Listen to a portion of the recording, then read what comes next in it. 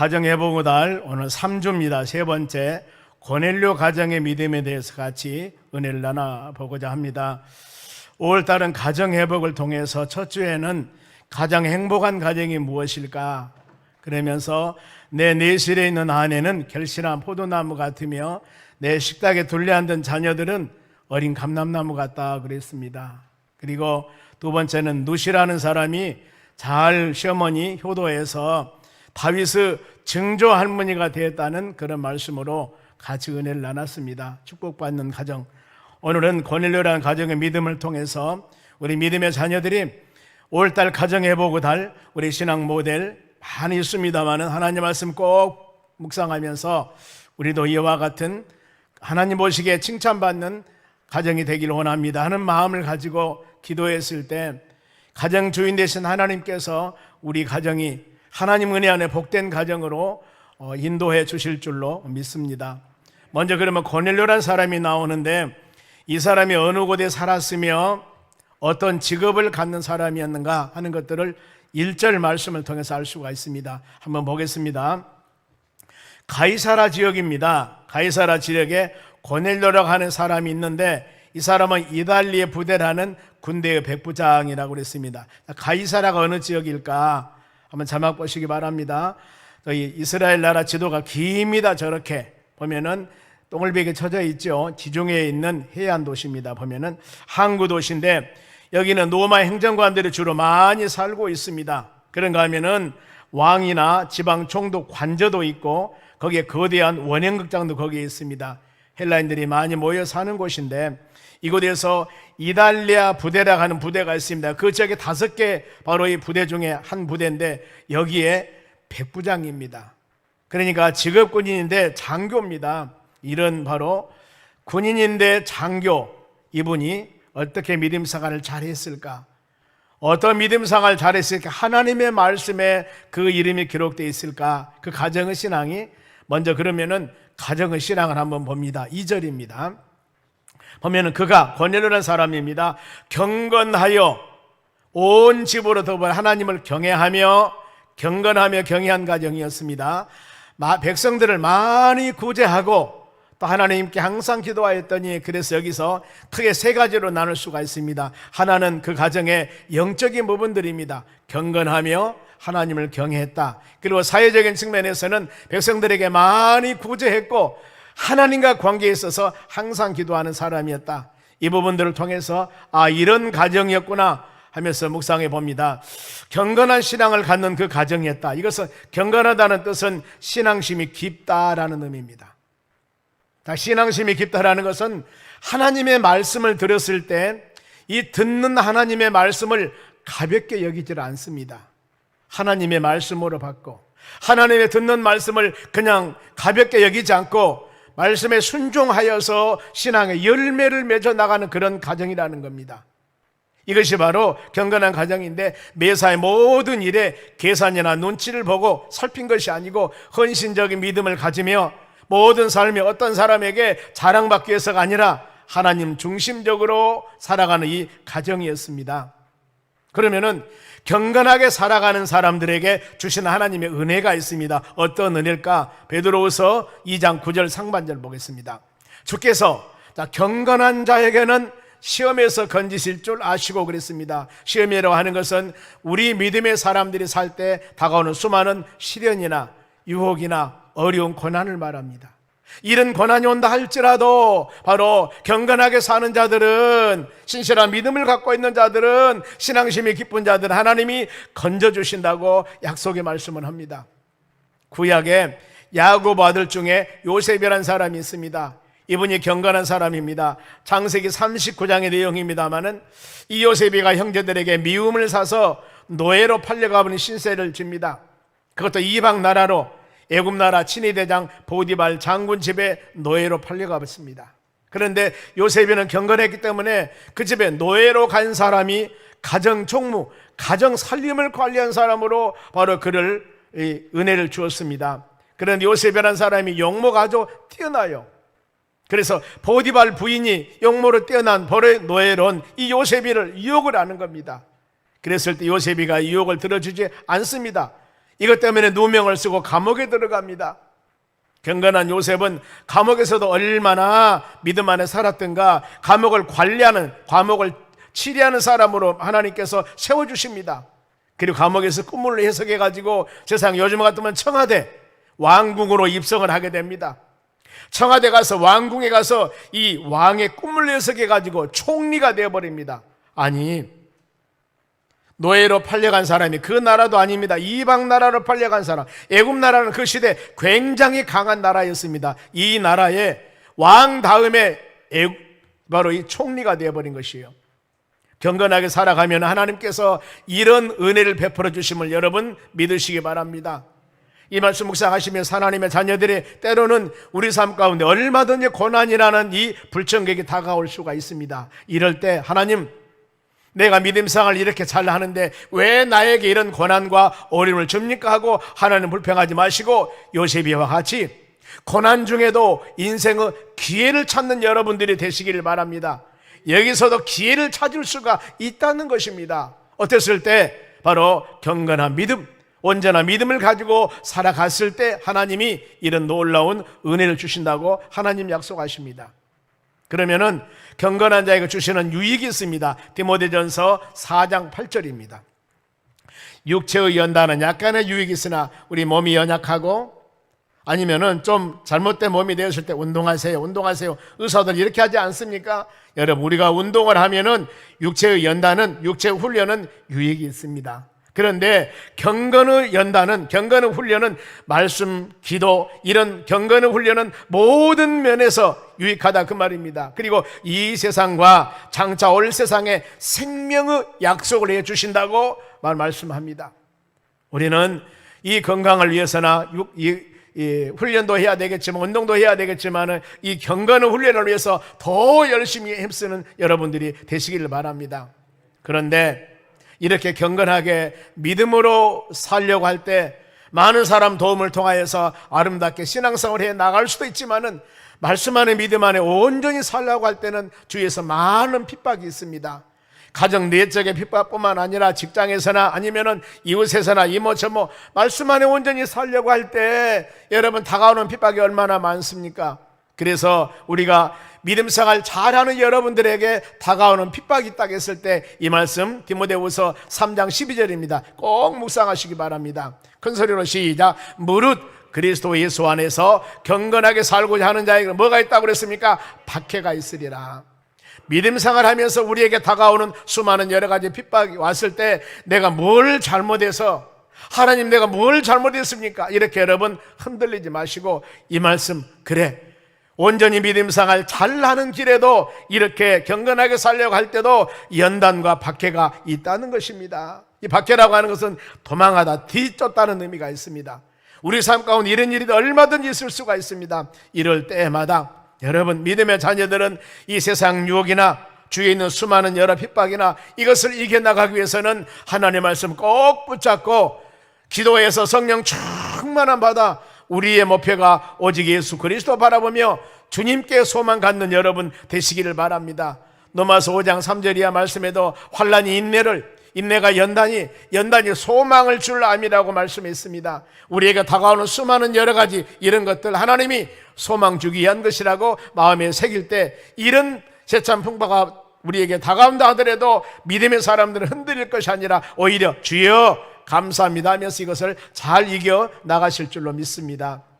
자, 그리고 하나님은 이 고넬료 가정에는 경건한 삶을 살아왔지만은 더 하나님을 경외하는 신앙을 가졌다고 그럽니다. 자, 2절 상반절 보겠습니다. 그가 고넬료입니다. 경건하여 온 지방과 더불어 하나님을 경외하여 그랬습니다. 하나님을 경외하다는 것, 하나님을 두렵게 여기는 것입니다. 하나님을 때에 따라 무섭게 여기는 것입니다. 하나님을 존경하고 하나님을 공경하는 마음을 갖습니다. 믿음의 자녀들 이 마음속에 가지셔야 됩니다. 우리 하나님은 사랑이 풍성하여서 죄 있는 우리를 위해서 죄 없는 독생자까지 십자가에 죽게 하시고 우리를 하나님의 자녀로 삼고 우리를 구원해 주셨습니다. 이런 놀라운 하나님의 사랑도 있는가 하면은 한편에서는 하나님을 두렵고 하나님을 무섭고 하나님을 공경하는 마음도 여러분 우리 마음속에 있어야 된다는 겁니다. 하나님을 경외하는 자들에게는 낮아질 수밖에 없습니다. 겸손할 수밖에 없습니다. 교만할 수가 없는 것입니다. 실례를 봅니다. 사울이라는 사람이 바로 예수님을 만납니다. 사도행전 9장의 내용입니다. 다메섹에 가까이 이르더니 하늘로부터 호련히 큰 빛이 나타납니다. 그를 둘러 비추는지라 그랬습니다. 예수 믿는 사람을 잡아다가 핍박하기 위해서 다메섹으로 가는데 바로 빛으로 하나님이 나타나셔서 부활하신 예수님이 나타나서 그에게 말씀을 주는 겁니다. 예수님을 만나자 그렇게 자고하고 교만했던 사울이라는 사람이 보세요, 어떤 마음으로 변하는가. 사도행전 9장 4절입니다. 땅에 엎드려져서 들음에 예수 믿는 사람을 잡아다가 핍박해서 감옥에 가두고 이렇게 체포영장 가지고 가는데 예수님의 음성을 듣고 나니까 땅에 엎드려져서 들음에 소리가 있어 이르되 사울아 사울아 너희가 어찌하여 나를 박해하느냐 하늘 그랬습니다. 이 음성을 여러분 듣게 됩니다. 한때 사울은 여러분 예수 믿는 사람을 비방하고 박해하고 폭행한 자였습니다.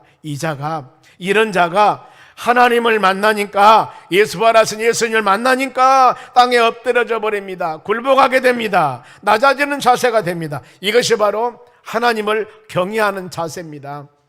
믿음의 사람들, 때에 따라 우리 신앙이 좌로나우나 흔들리고 내 신앙에 자고해 있을 때 주님을 바로 우리가 만나고 하나님 말씀을 바로 우리 심령에 깨달았을 때 우리 신앙은 낮아질 수밖에 없는 것입니다. 마가복음 5장에 12의 혈류증 여인이 있습니다. 예수님께서 갈릴리 지역에 복음을 증거할 때입니다. 그 여인이 의사에게 많은 바로 이 고통을 당합니다. 12년 동안이나 하혈하는 바로 병을 앓고 있으니 많은 재산도 다 허비했으나 효염이 없습니다. 오히려 더 중해가는 그런 상황이에요. 이때 예수님 만나면 치료받는다는 소문을 듣습니다. 그 여인이 어떤 믿음을 가졌냐면은 내가 예수님 옷자락만 만져도 낫겠다는 믿음을 갖습니다. 그런데 그 여인이 예수님 옷자락을 만지니까 혈류 그는 바로 흐르던 피가 완전히 말라버립니다. 깨끗이 말라버립니다. 믿는 자들에게 하나님의 능력이 여러분 임하게 되는 것입니다. 이때 여인이 하나님을 경외 하나님을 두려운 모습을 갖습니다. 마가복음 5장 33절입니다. 여자가 자기에게 이루어진 것을 알고 두려워하여 하나님을 경외하는 모습입니다. 떨며 와서 그 앞에 엎드려, 이것도 하나님을 두려워하는 모습입니다. 경외하는 모습이에요. 모든 사실을 여쭈니 여러분 동일합니다. 믿음의 자녀들 여러분도 우리가 하나님 말씀을 듣고 때에 따라서 성령께서 나에게 은혜를 깨달음을 주었을 때 고개를 드는 것이 아니라 우리의 마음의 자세가 이와 같이 낮아진 모습을 가지면서 하나님 부족한 우리에게 연약한 우리에게 이 말씀 주셨으니 이제 우리가 이 말씀 부여잡고 붙잡고 믿음으로 승리해 나가기를 원합니다. 이런 간구였을 때 하나님께서 우리 신앙을 세워주는 역사가 일어나는 것입니다. 하나님을 경외하는 자들에게는 수많은 유익이 있습니다마는 범죄치 않는다고 그랬습니다. 내가 하나님을 두려워하고 하나님을 경외하는 마음을 갖는다면 하나님 보시기에 합당하지 않은 죄악이나 악이나 이런 것들을 행할 수가 없는 것입니다. 우리는 잠깐 잊어버렸던가 아니면 신앙이 이것을 기억하지 못하던가 이런 상황이 되기 때문에 하나님 보시기에 합당하지 못한 일을 행하게 되는 것입니다. 경외하다 그 말은 바로 두렵고 떨리는 마음이라고 그랬죠. 하나님을 경외하는 자들은 재앙에서 피하게 되고 원수 손에서도 건져주신다고 약속하셨습니다. 그러면은 하나님을 경외한 자들의 받을 복이 있습니다. 어떤 복인가? 시편 34편 7절입니다. 보겠습니다. 여호와 천사가 주를 경외하는 자를 둘러 진치고 그를 건지시는도다. 하나님을 경외하는 자를 하나님께서는 천군 천사를 보내셔서 그들을 둘러서 진치고 하나님이 보호해 주십니다. 그들을 건지시고 어려운 위경에 있다 할지라도 하나님이 구원 건져주신다 그 말입니다. 다윗은 이 고백을 합니다. 나를 인도하시고 보호해 주신 하나님, 그를 경외했다고 그럽니다. 특별히 시편 18편 2절에는 강하게 이것을 말씀을 강조합니다. 여호와는 나의 반석이기 때문에, 하나님은 나의 피난처시오, 하나님은 나의 구원의 뿌리시오, 하나님은 나의 산성이고 하나님은 나의 방패가 되신다고 그럽니다. 그리하여서 어떤 환경에서도 내가 해를 두려워하지 않는 것은 이와 같이 하나님을 경외하는 자들에게 진을 치고 건져주신다고 약속하기 때문에 내가 이 약속을 믿습니다. 이 신앙 고백을 하며 어떤 상황이 와도 흔들리지 않은 믿음을 소유했습니다. 사랑하는 우리 성도 여러분, 우리도 다윗이 고백했듯이 하나님은 우리의 산성이시고 우리의 방패시고 우리의 반석이시고 피난처가 되십니다. 내가 어떤 상황이 우리에게 다가온다 하더라도, 내가 사망의 음침한 골짜기를 다닌다 하더라도 여러분 해를 두려워하지 말고 하나님이 보살펴 주심을 믿으시기 바랍니다. 왜요? 우리는 하나님을 경외하는 자들이기 때문입니다. 그러면은 하나님을 경외하는 자들에게 시편 145편 19절 말씀 보겠습니다. 그는 바로 자기를 경외하는 자들, 하나님을 경외하는 자들은 소원을 이루신다고 그랬습니다. 소원은 은총, 이런 의미도 있고 기꺼이 받아들이다, 이런 의미, 기뻐하답니다. 자기를 경외하는 자, 하나님께서는 자기를 경외하는 자 소원을 이루십니다. 그들을 가까이 하여서 그들에게 은총을 내리셔서, 그리고 더 나가서 그들이 부르짖음을 들으사 구원하시도다 그랬습니다.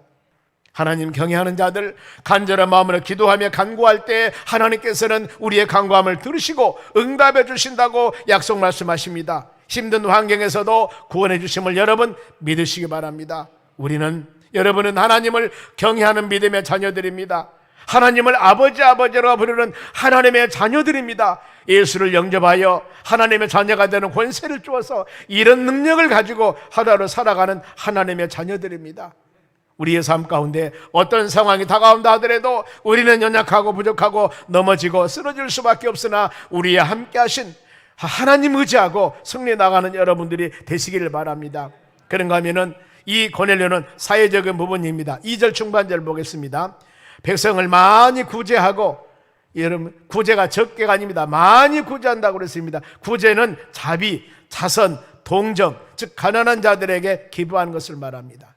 잠언서 보면은 어려운 사람에게 구제하는 것은 나에게 구워주는 것이니 내가 갚아주리라고 그랬습니다. 우리 그런 조건을 가지는 않겠습니다만 내가 어떤 사람에게 구제하고 내가 어떤 사람을 도와주는 것은 그것이 하나님께 꾸이는 거야. 하나님께 드린 거라고 그랬습니다. 내가 갚아주리라. 만일에 하나님께서 우리가 바로 구워드렸으면은 하나님이 다 10원을 구워줬으면 하나님이 10번 주겠습니까? 아니죠. 아버지의 사랑은 흔들어서 넘침입니다. 자녀들이 용돈 준다고 용돈 갖고 왔으면은 다음에 부모님들은 용돈을 더 플러스해서도 많은 것이 저들한테 가게 되는 거예요. 그것이 아버지 부모 사랑입니다. 내가 10원 받았으니까 8원만 줄란다, 이게 아니라니까요. 부모들은 더 많은 걸 주는 겁니다. 우리가 하나님께 드린 게 있다면 하나님께서 그게 아니라 더 많은 아버지의 마음을 가지고 우리를 보살펴 주실 줄로 믿습니다. 그런데 믿음의 자녀들이 구제할 때 우리 하나님께서 바로 구제에 대해서 우리 예수님의 가르침이 있습니다. 마태복음이 신약의 제일 처음입니다. 5장, 6장, 7장에 보면은 산상수훈이라고 우리 예수님께서 제자들에게 많은 사람에게 가르칩니다. 여기에서 구제하는 것이나 기도하는 것이나 금식하는 것이나 쭉 가르치면서 특별히 구제하는 것을 가르칩니다. 마태복음 6장 3절입니다. 예수님께서 너희는 구제할 때, 믿음의 자녀들입니다, 오른손이 하는 것을 왼손이 모르게 하라 그랬습니다. 어떻게 하라겠을까? 오른손이 하는 것을 왼손이 모르게 하라. 이것은 사람에게 보이려고, 누구한테 인정받으려고 이렇게 구제하지 말라. 그러면서 보이려고 외식하지 하지 말라. 그리하면은 하늘에 계신 아버지께 상이 없다고 그랬습니다. 물론 많은 어려운 사람을 도와주면서 이 세상에서도 칭찬받는 건 나쁜 일은 아닙니다. 그런데 이 세상에 칭찬받아서 우리 다음에 주님 만났을 때 그곳에서 칭찬받을 일이 없다면 얼마나 여러분 우리 아쉽겠습니까? 그래서 구제는 은밀하게 구제하라고 그랬습니다. 은밀하다, 그 말은 숨어서 비밀로 덮다, 아무도 모르게 하라는 의미입니다. 왜 그랬을까? 왜 이렇게 비밀로 하라고 했을까? 그것이 바로 그 답이 마태복음 6장 4절입니다. 볼게요. 너희가 구제하면 은밀하게 하라. 은밀한 중에 보시는 너희 아버지께서 갚으시나 그랬습니다. 사람들에게 칭찬받도 기분 좋은 일이지만은 우리가 주님 만났을 때 하나님께, 우리 주님께 칭찬받는다면은 얼마나 여러분 기분이 좋겠습니까? 이 말씀입니다. 세상에 말 구제하고 도와주고 여기서 다 모든 사람에게 영광 받아버리면 내가 너에게 칭찬할 것 없지 않냐? 그러니 알아서 해라. 어떤 의미입니까? 세상에서는 은밀하게 하고 마지막에 주님 만났을 때 내가 칭찬해 주마, 이런 말씀 아니겠습니까? 이런 마음 가지고 은밀하게 여러분 구제해서 마지막 주님 만났을 때 칭찬받는 여러분 되시기를 바랍니다. 이런 구제 행위 주님이 반드시 갚아주실 줄로 믿습니다.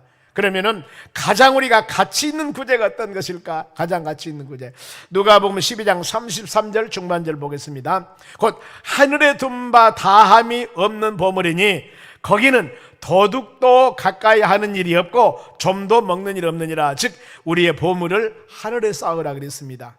거기다 쌓으면은 안전하다는 것입니다. 왜? 도적질한 사람이 없습니다. 또 이 가장 가치 있는 것이 사라지지 않습니다. 소멸하지 않습니다. 어떤 사람이 여기다 투자하면은 100% 보장받습니다. 그리고 투자를 했습니다.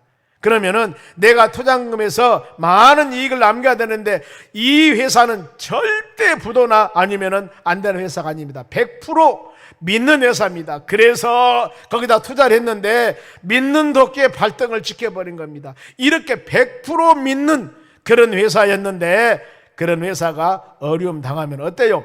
그 모든 것들이 사라져버립니다.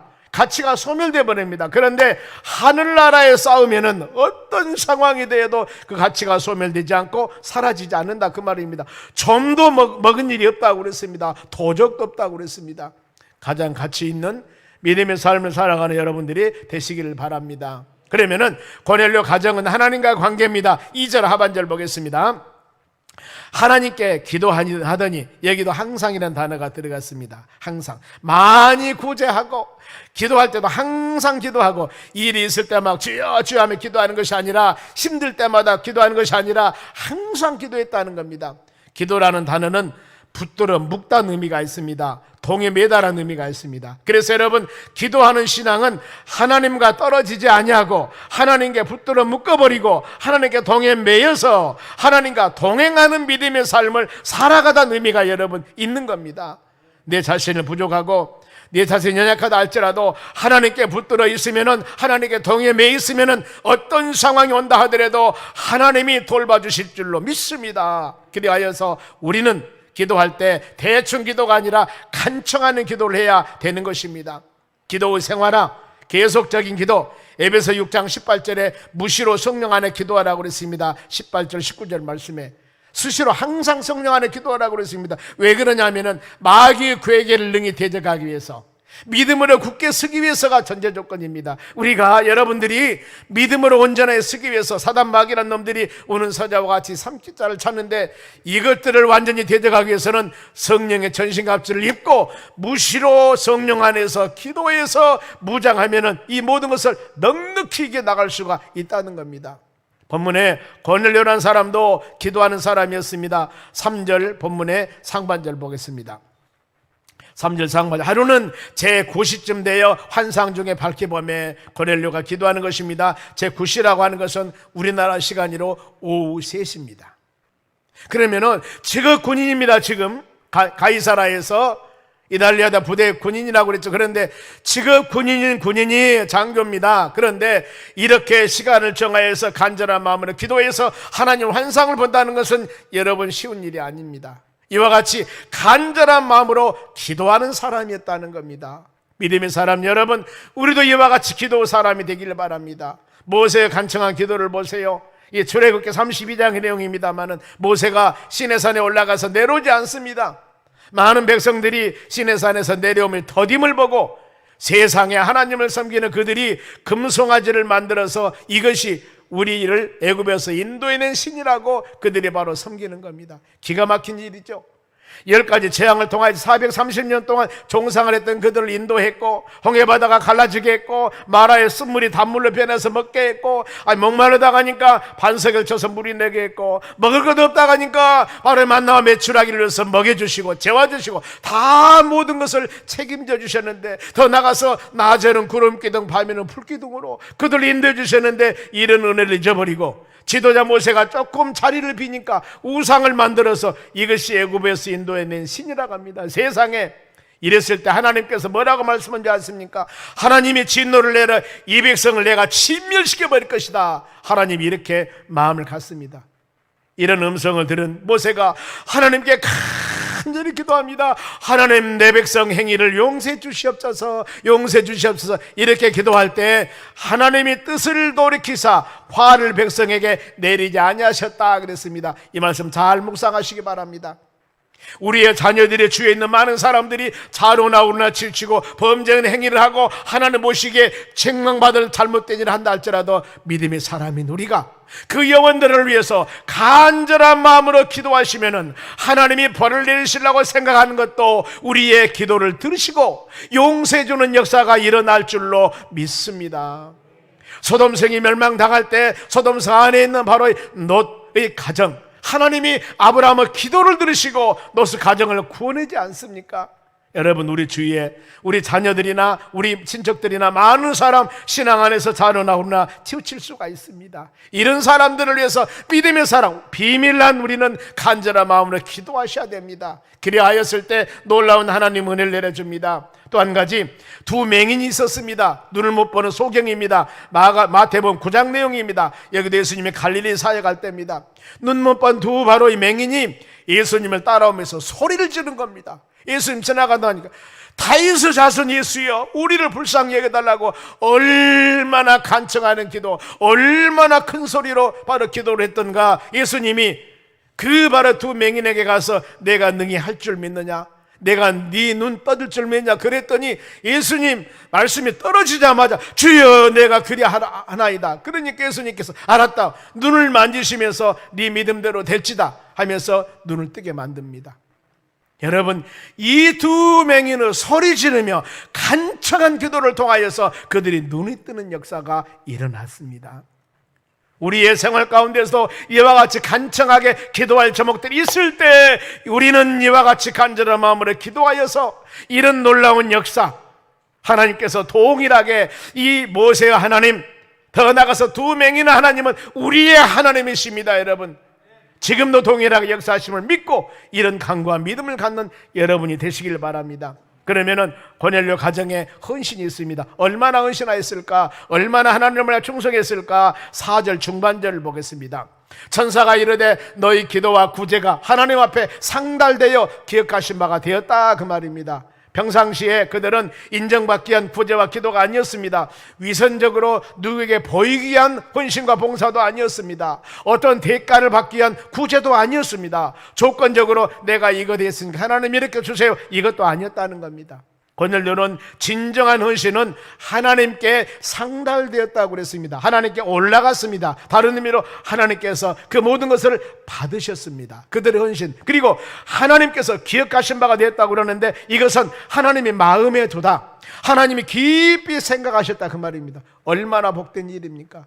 온전한 마음은 하나님께 드려지는 우리의 구제와 우리의 기도가 여러분 동일하게 하나님의 나라에 상달되며 하나님이 기억하신 바가 될 줄로 믿습니다. 하나님은 이것을 확신해 줍니다. 31절 보겠습니다. 말하되 고넬료야, 하나님이 너희 기도를 들으시고 너희 구제를 기억하셨으니 그랬습니다. 하나님이 얼마나 큰 축복입니다. 그러면서 이제 결론으로 고넬료 가정에 하나님이 큰 복을 주었습니다. 우리가 큰 복하면은 쌓여지고 높여지고 지어지고 찬란하고 이 복이 아닙니다. 보세요, 하나님의 고넬료 가정에 주신 축복은 욥바에 있는 베드로를 청하여 가정 예배를 드리라고 합니다. 욥바가 어느 곳인가? 보세요, 지금 가이사라는 저 우개였습니다. 그 밑에 욥바라고 동글보게 쳤지 않습니까? 지금 고넬료는 욥바 위에 있습니다. 그런데 밑에 가이사라 위에 있는데 밑에 욥바까지는 약 한 50km 정도가 돼요. 욥바는 지금 항구 도심에서 비행장도 있고 대단한 곳입니다. 그런데 자, 이곳에서 이 가이사라에 있는 바로 이 고넬료를 한 말씀을 주시면서 오늘 같으면은 저 50km나 된 먼 곳에서 이 베드로 목사님이 계시니까 베드로 목사님을 모셔다가 가정 예배를 좀 드려라 하고 이것이 지금 복의 근원이 되는 겁니다. 그랬을 때 고넬료는 사람을 보내서 욥바에 있는 베드로를 청해서 가정 예배를 드립니다. 가정 예배를 드릴 때 일어나는 일입니다. 44절. 베드로가 이 말을 할 때 가정에 와서 무슨 얘기를 했을까? 복 받으세요, 은혜 받으세요. 이것보다도 이 베드로가 지금 가정 예배 드린 것은 예수님 우리 제 십자가 죽으셨답니다. 그 예수님은 3일 만에 부활하셨답니다. 그 예수를 믿기만 하면은 모든 죄가 사함을 받습니다. 이 복음의 메시지를 증거할 때 가정에 임하는 것이 성령의 역사가 임했습니다. 모든 사람에게 하나님의 성령의 은혜가 임한 영적인 축복입니다. 여러분, 요한일서 말씀하죠. 1장 2, 3절 말씀 보면은 영혼이 잘 됐을 때 범사 모든 일이 잘 된다고 하였습니다. 여러분, 이겁니다. 중요한 것이 이 가정에 하나님이 영적인 복을 주는 겁니다. 하나님의 성령을 내려주신 것입니다. 하나님의 성령, 사도행전 2장에 보면은 오순절날 마가의 다락방에 모여서 기도했던 이곳에 하나님의 성령의 역사가 임하니까 여기에서 초대교회가 이루어진 것입니다. 그 열매가 지금 오늘날 우리도 예수 믿고 믿음으로 살아가는 겁니다. 대단한 바로 이 초대교회 오순절날 임했던 성령의 역사는 교회의 시초였습니다. 여기서 고넬료 가정에 이루어진 성령의 역사는 모든 바로 이 가정마다 예배를 통하여서 하나님의 능력과 힘을 바로 베풀어 주셨습니다. 그들이 이렇게 성령 은혜를 받으니까 사명감을 갖게 되는 겁니다. 생명을 걸고 복음을 증거합니다. 수많은 핍박이 와도 성령의 사람이기 때문에 이것을 이겨나가십니다. 담대하게 주는 그리스도 살아계신 하나님의 아들이라고 증거하게 되는 것입니다. 사랑하는 우리 성도 여러분, 우리도 제일 간구할 것을 우리의 가정에, 우리의 심령에, 우리의 교회에, 우리 이 나라에 하나님의 놀라운 성령의 역사가 임하기를 원합니다. 이 간절한 기도하는 여러분 되시기 바랍니다. 내 심령에 하나님의 성령의 역사가 임하면 놀라운 역사가 일어납니다. 우리의 가정에 성령의 역사가 일어나면 놀라운 역사가 일어납니다. 하나님의 교회의 성령의 역사가 일어나면 모든 교인들이 은혜를 받습니다. 그러면 성령의 역사는 무엇일까? 여러분, 오늘날 하나님의 은혜 안에서 하나님의 말씀이 우리에게 충만하는 것입니다. 말씀으로 믿고 주야로 묵상하는 자들에게 하나님께서는 충만한 성령의 역사로 우리에게 허락해 주심을 믿으시기 바랍니다.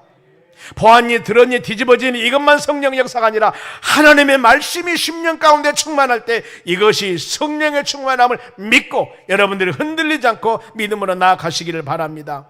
베드로는 모인 자들에게 예수 이름으로 세례를 주고 가족 구원의 역사가 이곳에서 일어납니다. 말씀 마칩니다. 하나님 원하는 가정은 어떤 가정이었을까? 경건한 가정입니다. 하나님을 경외하며 하나님을 섬기는 믿음의 가정을 주님이 간절히 원하십니다. 이런 가정이 되시길 바랍니다. 또 하나님을 사랑하는 마음으로 구제하는 가정, 할 수만 있으면 구제해서 하나님 은혜가 여러분의 심령 가운데 충만하기를 원합니다. 더 나아가서 항상 쉬지 않고 기도해서 시간을 정하고 모든 예배 참석해서 부르짖어 기도할 때 하나님의 놀라운 역사가 그곳에 임하시길 믿으시기 바랍니다. 그래야 해서 이와 같이 예배를 통해서 성령의 충만함 받고 하나님 말씀을 깨닫고 우리의 신앙의 한 생명도 흔들리지 않고 오직 믿음의 주가 되시고 온전케 하신 예수님 바라보면서 성령의 충만함으로 믿음으로 모두 승리해 나가는 여러분들이 되시기를 주의 이름으로 축원합니다. 기도하겠습니다.